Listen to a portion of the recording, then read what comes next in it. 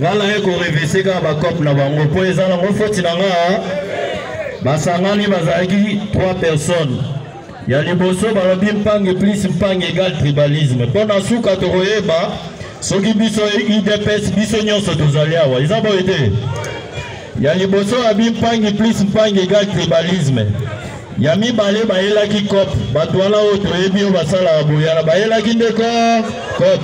cop na bango ya liboso ezalaki bongo gratuité et enseignement comme bazalaki na monopole ya kofuta bapara minerval bango bandaki kolia cop na bango kalmi ntango Faci Beto aya lobi makambo ekomi gratuit bamoni lokwa babebisi bango cop nde tolobaka celui qui veut la paix prépare quoi la guerre donc des guerres oyo nyonso bomona contre gratuité et enseignement eza nango cop bake na cop ya mibale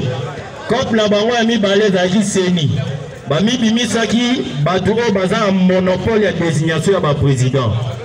alors na 2006 na 2011 ti na 2018 bazalaki kaka na monopole ya kobimisa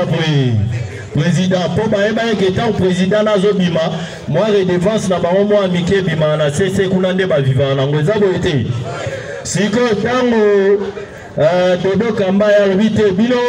makambo na bino wana ya majorité ceci là depuis 1960 bozanga na bato susu ebele te sikoyo eza église de réveil eza boye te sikoyo ntango babimisi candidat kadima basentir cop na bango esa nini ekufi nde omoni bango mpe bakenda nsima bampange basangani wana alors biso IDPS totikali maboko mpe